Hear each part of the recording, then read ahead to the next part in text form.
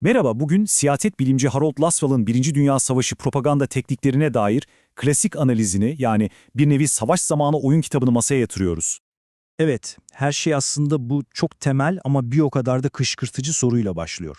Milyonlarca insanı hayatlarını riske atmaları için savaşa gitmeye nasıl ikna edersiniz?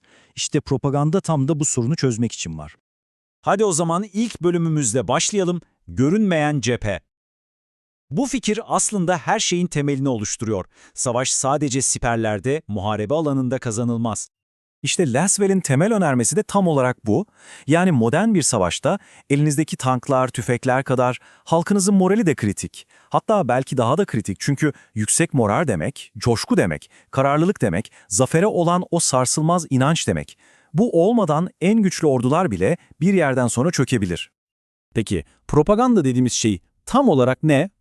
Laswell'e göre bu öyle sadece yalan söylemek falan değil, bundan çok daha incelikli bir şey. İşin özü, gerçeği bükmekten ziyade o gerçeğin bizdeki algısını şekillendirmek. Yani fiziksel koşulları değiştiremiyorsanız insanların zihnindeki resmi değiştiriyorsunuz. İşte propagandanın gücü buradan geliyor. Laswell'in bu çerçevesi durumu harika bir şekilde özetliyor aslında. Modern savaşı adeta 3 ayaklı bir masaya benzetebilirsiniz. Ve bu masanın ayakta kalması için 3 ayağının da sağlam olması şart. Bir yanda askeri güç var. Düşmanı fiziksel olarak eziyor.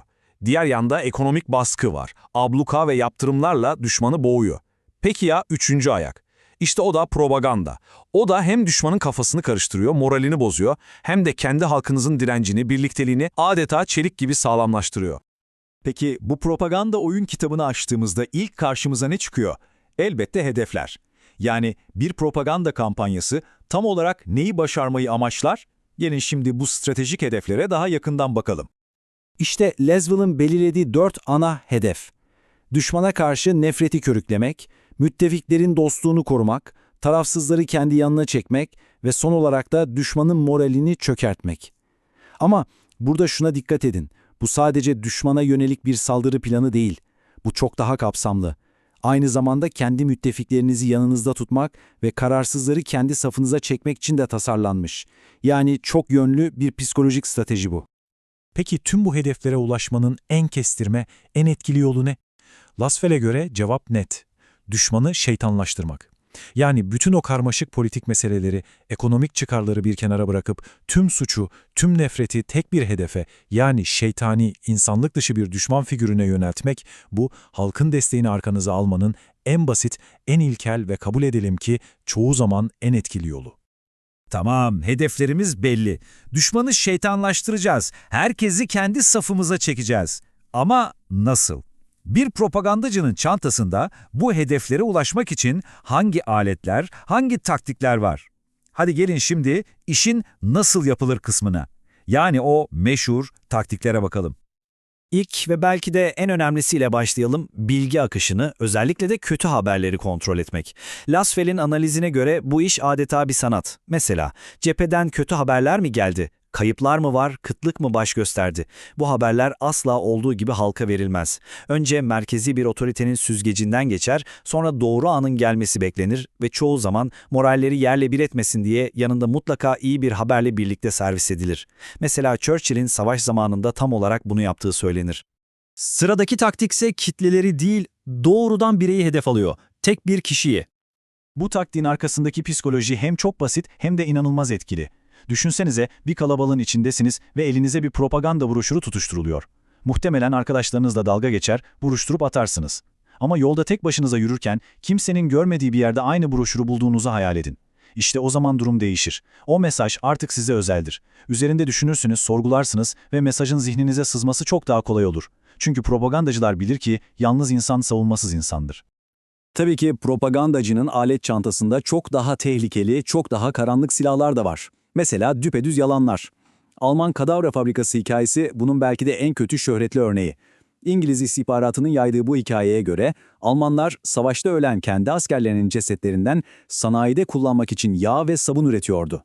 Bu korkunç yalan düşmanı canavarlaştırmak için inanılmaz etkili oldu.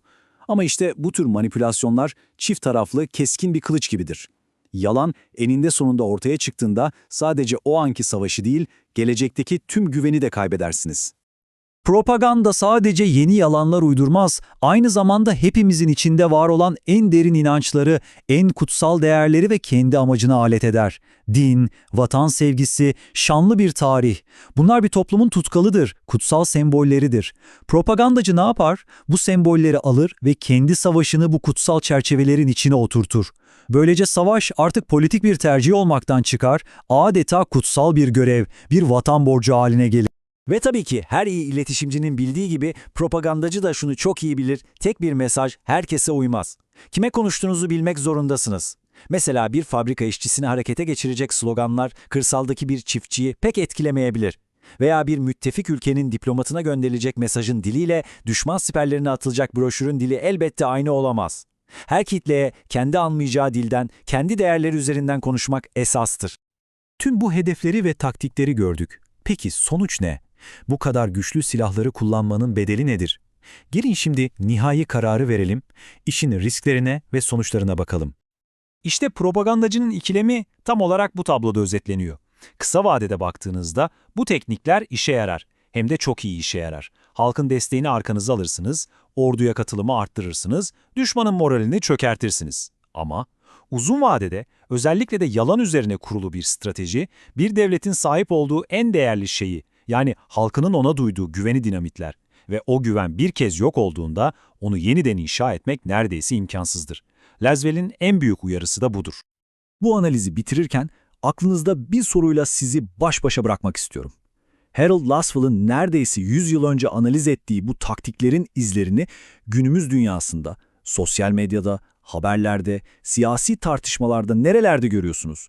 Bu tarihsel mercek, bugün karşılaştığımız o devasa bilgi akışını anlamanıza nasıl yardımcı olabilir? Üzerine düşünmeye değer.